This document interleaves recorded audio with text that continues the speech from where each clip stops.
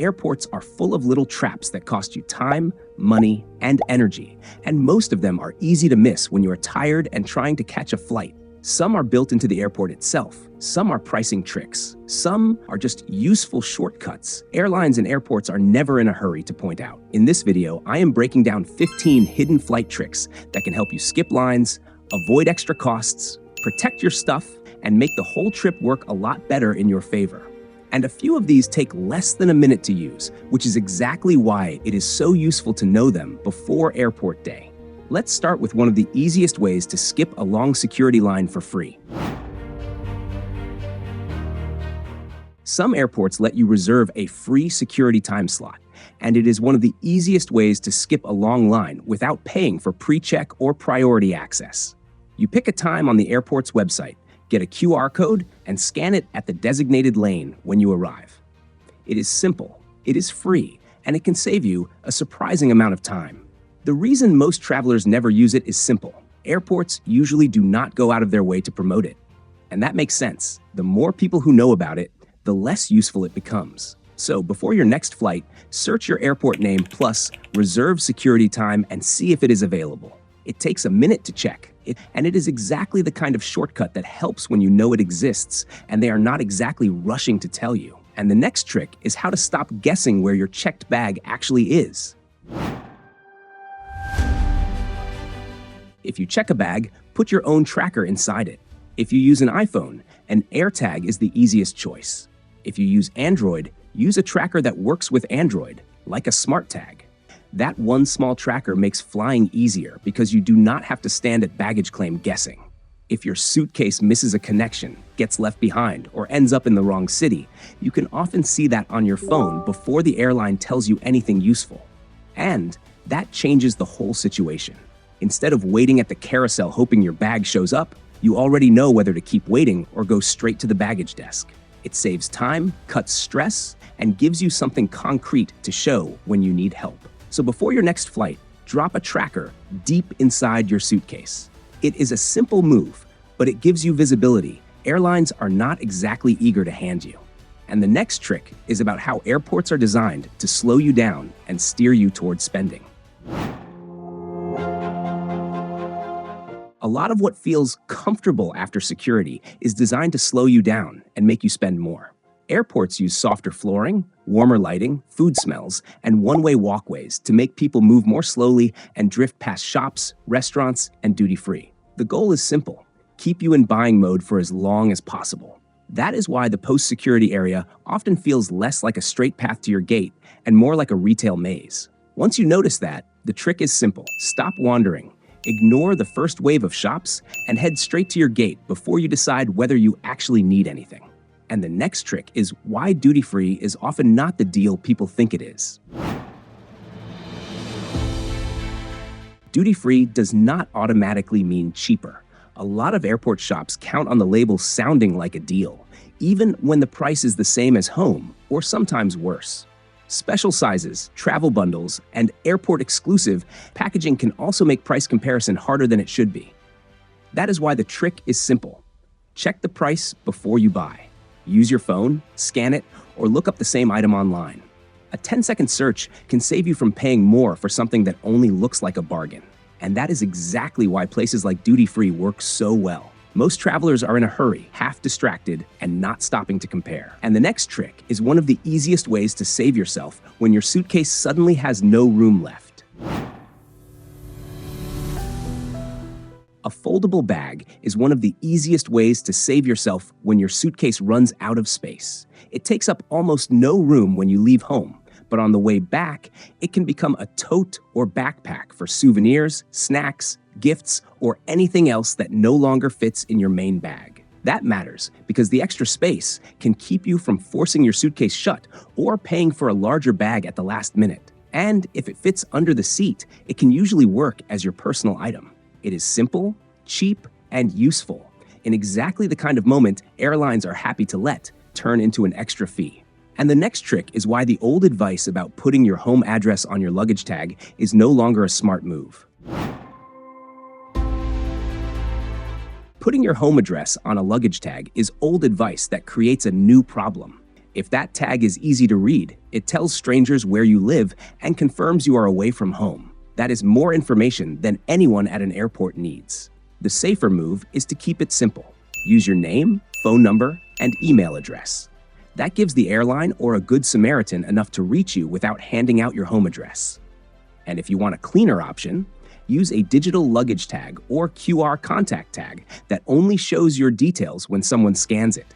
And the next trick is one of the easiest ways to avoid delays before the day even gets messy.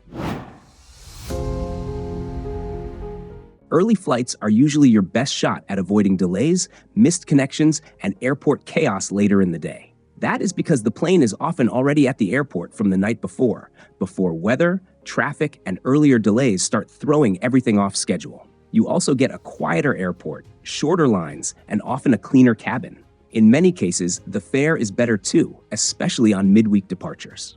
It is one of the simplest scheduling advantages in air travel, and airlines are not exactly rushing to explain how much easier your day can be when you leave earlier. And the next trick is about when you book, not when you fly. Flight prices often look better when you book on a Tuesday or Wednesday, and flying on those days can also cost less. It is not a magic rule, but midweek is usually when airlines adjust fares, demand is lower, and better prices are more likely to show up. That is why the smart move is to check fares midweek, set alerts, and compare a few nearby departure dates instead of booking the first price you see. It is a small timing trick, but it can save real money on routes where airlines know most people are only checking once. And the next trick is about the bag under the seat and why that safe spot is not as harmless as it looks. The space under the seat is convenient, but it is not always the best place for your bag. It picks up dirt fast, and it also makes your things easier to forget, spill, or lose track of during the flight. On overnight or crowded flights, it can also be easier for someone to reach than people realize. The smarter move is to keep valuables on your body or in a smaller pouch you can control, and protect the bag itself if you do store it under the seat. A simple liner or plastic cover can keep the bottom from picking up everything on the floor. It is one of those standard flight habits that sounds harmless until you think about how quickly a small travel problem can get expensive. Your credit card may already include travel protection that can save you money after a delay, cancellation, or lost bag.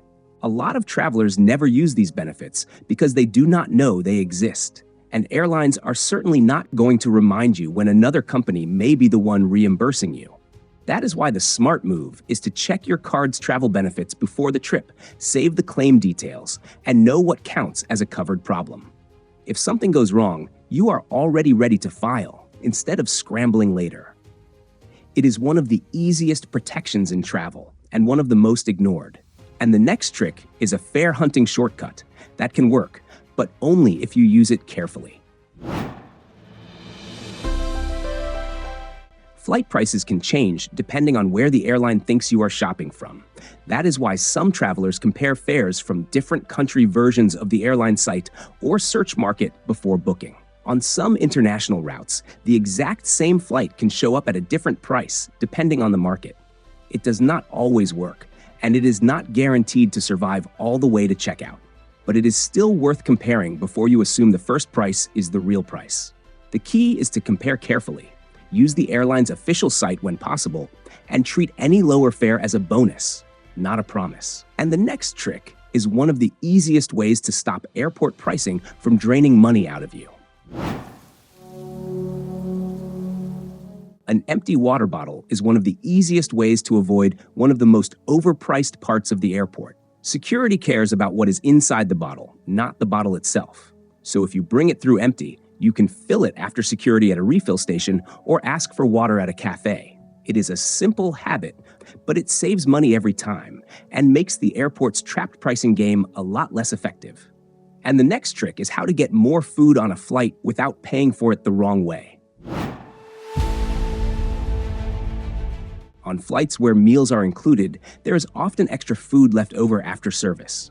Most passengers never find out because they ask at the wrong time or not at all. The better move is to wait until service slows down, then ask politely if there are any leftovers available later. It does not always work, and it makes much more sense on long-haul flights with included meals than on buy-on-board routes. But when there is extra food, crews are often happier to give it away than throw it out. And the next trick is one of the biggest comfort upgrades you can control before boarding even starts. Seat choice changes the flight more than people realize.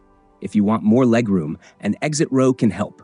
If you want a quieter flight, stay away from galleys and lavatories. And if you want less motion, seats closer to the wing are usually more stable. That is why picking a seat should be about comfort, not just taking whatever is left. A few rows can make the difference between a tolerable flight and an exhausting one. And the next trick is one of the few times a polite question at the right moment can actually pay off. If an upgrade is going to happen, the gate is usually where it happens, not the check-in counter. That is because seat changes get reshuffled closest to departure, especially when economy is full and the airline needs to rebalance the cabin. A polite request at the right moment gives you a small chance of being considered without making things awkward. The key is to keep it simple and low pressure. Ask nicely, make it easy for the agent to say no, and do not treat it like something you are owed. It will not work most of the time, but it is one of the few flight tricks that costs nothing and can still pay off if the timing is right. And the last trick is one of the easiest ways to stop airport and airline food from controlling your whole day. Bringing your own food is one of the easiest ways to avoid overpriced airport meals and disappointing in-flight options. Solid foods usually travel just fine, which means you can pack something you actually want to eat instead of overpaying for whatever is left at the airport or waiting for the snack cart to reach your row. The smart move is to bring something simple, easy to carry, and not too messy or strong-smelling. That gives you more control over your budget, your timing, and how you feel during the trip. And from that point on, airport pricing loses a lot of its power. When you understand how flying really works, the whole experience starts to feel different. It is not always random bad luck. In many cases, it comes down to small things most travelers do not notice until they have already spent more, waited longer, or made the trip harder than it needed to be. So let me ask you this: which one of these tricks should be common knowledge by now, and which one still feels like a hidden loophole? Drop it in the comments. And if you have one of your own, share that too, because some of the best travel moves are still the ones nobody bothers to tell you. If this helped, hit like, subscribe, and I will see you in the next one.